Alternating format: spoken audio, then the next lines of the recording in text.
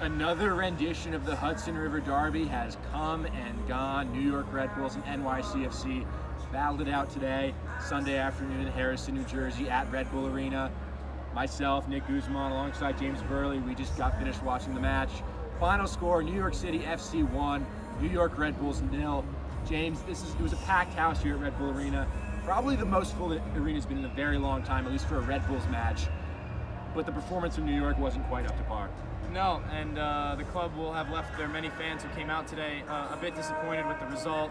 But yeah, as you mentioned, biggest crowd we've seen here in a while, one of the loudest the stadium has ever been. Great atmosphere. It's one of those matches that you have circled on the calendar for so long. The New York Derby and MLS Rivalry Week are always so much fun, and today was no different, but the Red Bulls did come up short. Tactically, there were some things that Gerhard Struber, Red Bulls manager, some things that he chose to do were a little bit questionable. The front three to start was Omir Fernandez, Luquinhas, and Lewis Morgan. No recognized striker to start, but James, I thought that front three worked well in the first half. Yeah, and it did, because there's a lot of fluidity in that front three. Omir Fernandez is a guy who can mix it up anywhere on the pitch in the attacking third. Lewis Morgan and Luquinhas, we've talked about them on and on all year long. They've been two of the best attacking players in all of the league. So the choice to go with Fernandez is not a strange one. He's done it before, but it didn't quite pan out in a goal like some might have thought. New York City FC was missing their central midfielder, Keaton Parks, so it made sense to change up the attacking pieces for the Red Bulls, because with Parks out, New York City FC sat a little bit deeper, and the Red Bulls kind of needed that fluidity in the front three, but it didn't quite pan out the way they hoped it would. It was scoreless going to the halftime break, with the Red Bulls, I would say, having the better of the play in the first half. Christian Cáceres Jr. had a chance. John Tolkien was all up and down the left side, causing chaos. But we were scoreless heading into halftime. In the second half, New York City FC took their chance in the 69th minute. Valentin Castellanos off a beautiful chip ball over the top. First time finish past Carlos Cornell to give NYCFC the 1-0 lead.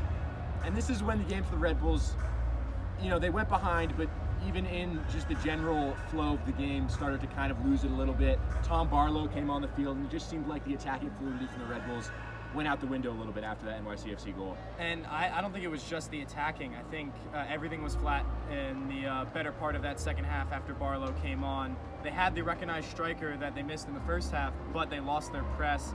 They lost their ability to drive the game behind the New York City FC defense.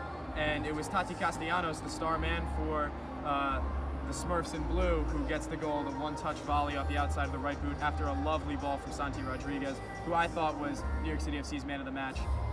Caused a lot of problems for Dylan Nealis defensively. And yeah, NYCFC executed their game plan. The Red Bulls just couldn't. Tati gets the goal, and they're running away happy with 3 points. The Red Bulls had 21 minutes to find an equalizer, but they didn't really create any clear-cut chances. They subbed on Serge Goma, the 16-year-old, and Cam Harper in the 76th minute to try and revitalize the team, but it just seemed like there was nothing really happening going forward. Patrick Klimala, somewhat surprisingly, came on later in the 82nd minute alongside Daniel Edelman. And with the Klimala-Barlow sort of strike partnership, it turned into just a lot of long balls. Luquinhas was subbed off, Lewis Morgan was subbed off for the Red Bulls. They were chasing the tying goal without really their most creative threats on the field. John Tolkien, I'm not sure, he was subbed off also, but I believe it was because of injury. I could see him pulling at his left hamstring. The final score, 1-0 NYCFC. James, with the crowd as good as it was, the energy was so good, it's disappointing to see the Red Bulls sort of lay an egg the way they did.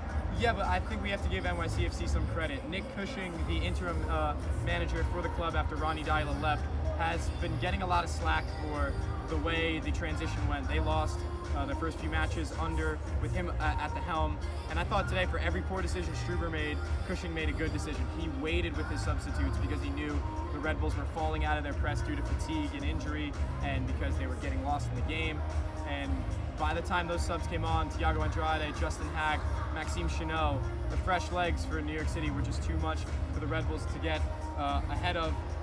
Those heavy legs at the end for the Red Bulls, they really didn't cause much trouble for New York City FC at all late in the second half. Chris Penso, the referee, did get some recognition from the fans after a few questionable calls, but nothing big enough to change the outcome of this match. The New York Red Bulls, I think it's safe to say that while we give credit to the citizens, they kind of shot themselves in the foot and they beat themselves at Red Bull Arena. Kind of feels like those early days when we were here in jackets when it was a little chilly. Yeah, and myself and James, when we were coming here in March, all cold and bundled up, we were pointing to this match in July against NYCFC on a Sunday afternoon. It was a beautiful atmosphere, but the Red Bulls just could not quite come out with it. I think interesting to touch on is Patrick Klimala, because for the Red Bulls to start without necessarily a recognized striker and then bring on Barlow as their first man off the bench, you know, Klimala's your big money striker, the guy that you're relying on to score the goals and set things up.